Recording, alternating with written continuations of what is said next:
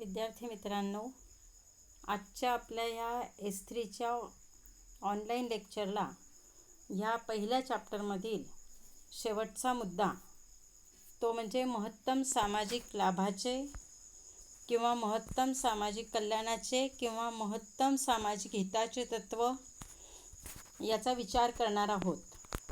महत्तम सामाजिक लाभाचं किंवा कल्याणाचे किंवा हिताचे तत्व यालाच इंग्लिशमध्ये म्हणतात the principle of maximum social advantage.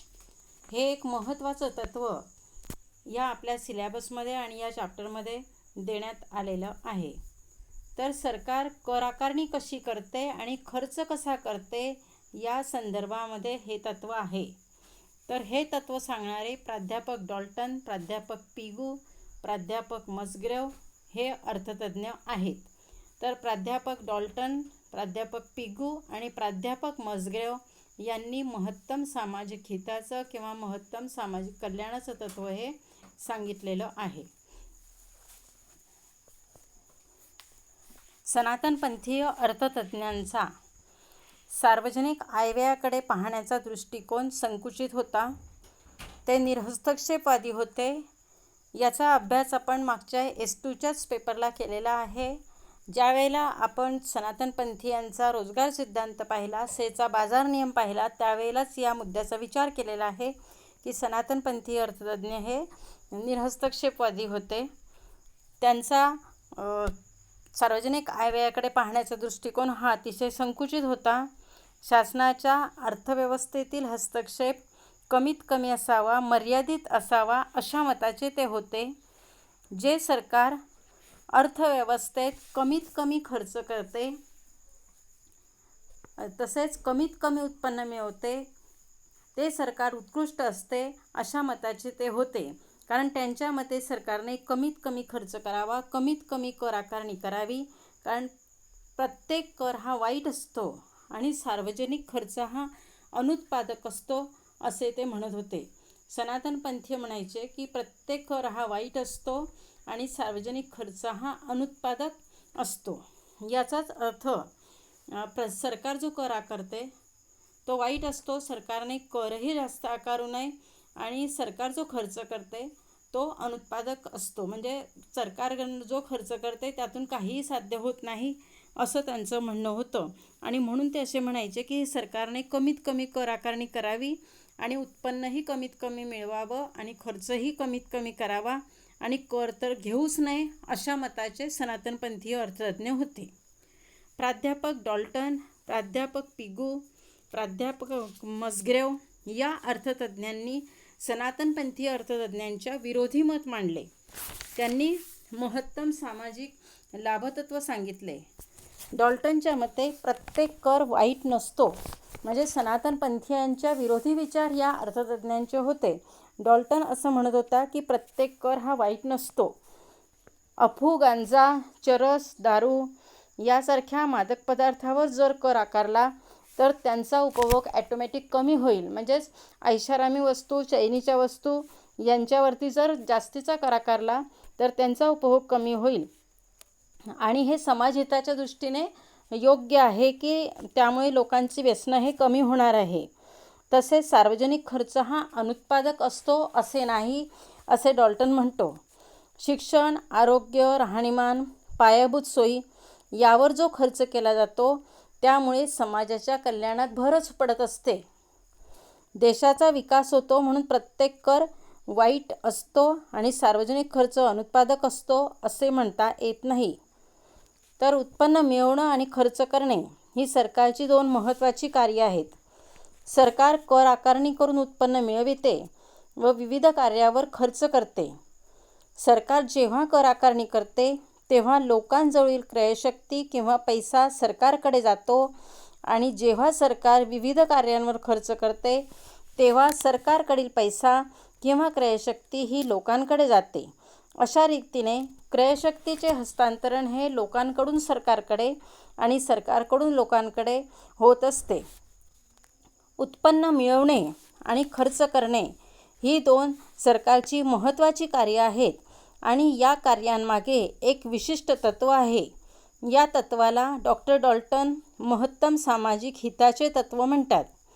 उत्पन्न मिळविणे आणि खर्च करणे यामागील मार्गदर्शक तत्त्वालाच महत्तम सामाजिक हिताचे तत्त्व असे म्हणतात. तर आता आपण पुढे पाहणार आहोत की महत्तम सामाजिक लाभतत्वाच्या मांडणी ही कशी केली जाते. तर महत्तम सामाजिक हिताचे तत्त्व किंवा महत्तम सामाजिक लाभाचे तत्त्व हे घटत्या उपयोगितेच्या सिद्धांतावर आधारित आहे. आणि घटत्या उपयोगितेचा सिद्धांत हा पैशालाही लागू होतो.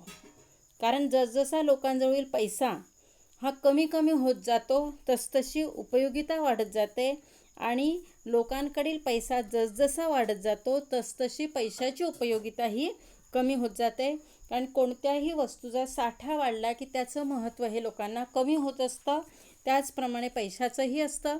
लोकांजवळील पैसा वाढू लागला की लोकांना पैशापासून मिळणारी उपयोगिता ही कमी होते आणि पैसा कमी होऊ लागला की पैशापासून मिळणारी उपयोगिता ही वाढत जात असते. तर हा नियम अशा रीतीने उत्पन्न आणि खर्चाला ही लागू होत असतो. आणि म्हणून सरकार उत्पन्न मिळवते आणि खर्च करते, ही जी सरकार महत्त्वाची कार्य करते त्या दोन्ही कार्यांकडे आता आपण बघूया. तर पहिला मुद्दा आहे सार्वजनिक उत्पन्न. सरकारी उत्पन्नाचे प्रमुख व महत्त्वाचे साधन म्हणजे कर होय. सरकारला करांपासून मोठ्या प्रमाणावर उत्पन्न मिळत असते, जास्तीत जास्त उत्पन्न मिळत असते. तसेच कर परत करण्याची सरकारवर जबाबदारी नसते. म्हणून कर हे सरकारी उत्पन्नाचं प्रमुख आणि प्रभावी साधन आहे. परंतु सरकार जेव्हा कर आकारणी करते तेव्हा त्यागाची निर्मिती होते. कारण करांच्या प्रमाणात लोकांचे उत्पन्न कमी होत असते, म्हणून लोकांना कर नकोसे असतात. करांच्या दरात जसजशी वाढ होत जाते तसतसा लोकांजवळील पैसा हा कमी कमी होत जातो आणि त्यामुळे पैशाची उपयोगिता ही वाढत जाते. तर लोकांजवळील पैसा जसजसा कमी होतो तसतशी लोकांजवळील पैशाची उपयोगिता ही वाढत जाते.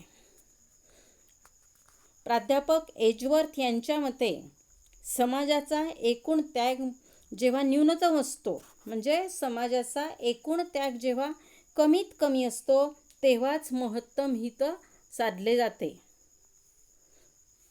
म्हणून कर आकारणी सरकारने अशी करावी की समाजाला करावे लागणारे त्यागाचे प्रमाण हे कमीत कमी असेल. तर अशा रीतीने प्राध्यापक एजवर्थ असे म्हणताय की समाजाचा त्याग जेव्हा कमीत कमी असतो तेव्हाच लोकांना जास्तीत जास्त समाधान मिळत असते, त्यांचे महत्तम हित साधले जाते. म्हणून सरकारने कर आकारणी अशी करावी की समाजाला करावा लागणारा त्याग हा कमीत कमी असेल. तर अशा रीतीने सरकारी उत्पन्नाचे कर हे प्रमुख साधन आहे. पण करांमधून त्यागाची निर्मिती होते. कराचे प्रमाण जसजसे वाढत जाते तसतसा लोकांचा त्याग वाढत जातो आणि लोकांना पैशाची वाटणारी उपयोगिता ही वाढत जाते. कारण कर हे नकोसे असतात, लोक कर द्यायला नाराज असतात. आणि म्हणून एजवर्थ असा म्हणतो की सरकारने कर कमीत कमी आकारावे की ज्यामुळे लोकांना महत्तम समाधान हे प्राप्त होईल. यातला दुसरा मुद्दा आहे सार्वजनिक खर्च. सार्वजनिक खर्चामुळे समाजाला लाभ मिळतो, मात्र हा लाभ घटणारा असतो, कमी होणारा असतो. करांमुळे समाजाला त्याग सहन करावा लागतो, तर सार्वजनिक खर्चामुळे लोकांना लाभ मिळतो, लोकांना समाधान मिळत असतं. परंतु सार्वजनिक खर्चात जसजशी वाढ होत जाते तसतसा सार्वजनिक खर्चापासून मिळणारा लाभ किंवा सार्वजनिक खर्चापासून मिळणारं समाधान हे कमी कमी होत जाते. म्हणजेच घटत्या उपयोगितेचा नियम हा सार्वजनिक खर्चालाही लागू होतो. म्हणून सरकारने अशा रीतीने खर्च करावा की प्रत्येक खर्चापासून मिळणारा लाभ हा समान झाला पाहिजे. याचा अर्थ समसीमांत उपयोगितेच्या नियमानुसार सरकारने खर्च केला पाहिजे, तरच लोकांचे महत्तम हित साधले जाईल. तर सरकारने खर्च अशा पद्धतीने करावा की लोकांचे महत्तम समाधान साधले जाईल आणि त्यासाठी समसीमांत उपयोगितेच्या नियमाचे पालन करावे. तर आपण उत्पन्न आणि खर्च ह्या दोन बाजू विचारात घेतलेल्या आहे आणि यामध्ये आपण पाहिलेलं आहे की करांपासून त्यागाची निर्मिती होते, तर खर्चापासून लाभ मिळत असतो. पण तरीसुद्धा खर्चापासून मिळणारा लाभ हा घटत जाणारा असतो, कमी होणारा असतो. तर सरकारने कर आकारणी आणि खर्च अशा पद्धतीने करावा की करांपासून मिळणारा त्याग हा कमीत कमी असेल आणि खर्चापासून मिळणारा लाभ हा जास्तीत जास्त असेल. आणि ज्या ठिकाणी कर आकारणीपासून मिळणारा त्याग आणि खर्चापासून मिळणारा लाभ हे दोन्ही समान होतात, त्या ठिकाणीच लोकांचे महत्तम समाधान हे साधले जात असते.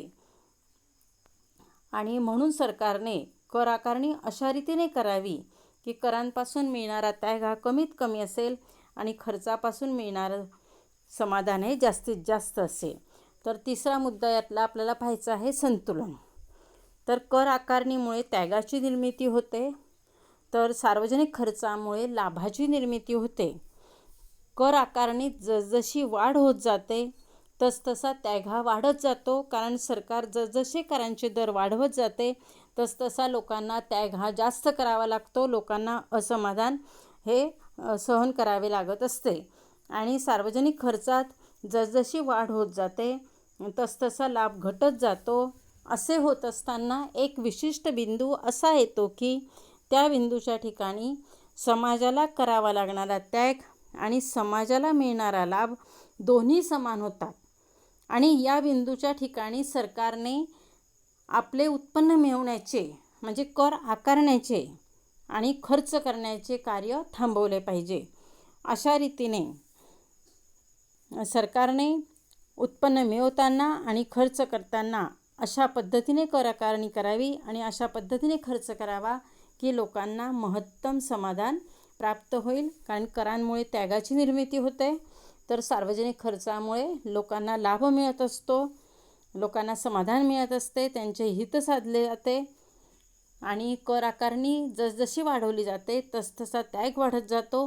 पण खर्चात जसजशी वाढ होत जाते तसतसा लाभ मात्र कमी कमी होत जातो. आणि अशा रीतीने असे होत असताना एक विशिष्ट बिंदू असा येतो की त्या बिंदूच्या ठिकाणी समाजाला करावा लागणारा त्याग आणि समाजाला मिळणारा लाभ हे दोन्ही समान होतात. आणि त्या बिंदूच्या ठिकाणी सरकारने आपले उत्पन्न मिळवण्याचे कार्य आणि खर्च करण्याचे कार्य थांबवले पाहिजे. आता आपण महत्तम सामाजिक हिताच्या तत्वाचा अभ्यास करत असताना एक आकृती पाहणार आहोत आणि त्या आकृतीच्या सहाय्याने महत्तम सामाजिक हित कसं साधलं जातं याचा विचार करणार आहोत. तर या आकृतीमध्ये आणि ह्या फोटोग्राफ्समध्ये अर्थतज्ज्ञांचे फोटोग्राफ्स दिलेला आहे. पहिल्या नंबरचे अर्थतज्ज्ञ प्राध्यापक डॉल्टन हे आहेत. दुसऱ्या नंबरचे अर्थतज्ज्ञ प्राध्यापक पिगू हे आहेत. आणि हे खाली तिसरे डायग्रामच्या बाजूला हे प्राध्यापक मसग्रेव आहेत. तर अशा रीतीने ह्या तिघं अर्थतज्ज्ञांनी महत्तम सामाजिक हिताचं तत्त्व हे सांगितलेलं आहे. तर आता त्यांनी जे महत्तम सामाजिक हिताचं तत्त्व सांगितलं तर त्याचं विश्लेषण आपण आकृतीच्या सहाय्यानं बघणार आहोत. तर या आकृतीमध्ये OX अक्षावर खर्च केलेली रक्कम दाखवलेली आहे आणि OY अक्षावरती उपयोगिता व अनुपयोगिता दाखवलेली आहे. याचा अर्थ सार्वजनिक खर्चापासून मिळणारी उपयोगिता आणि कर आकारणीपासून होणारी अनुपयोगिता किंवा असमाधान किंवा त्याग हा दाखवलेला आहे. म्हणजे सार्वजनिक खर्चापासून मिळणारा लाभ आणि करांपासून होणारा त्याग या दोन्ही गोष्टींचा विचार हा OY अक्षावरती करण्यात आलेला आहे.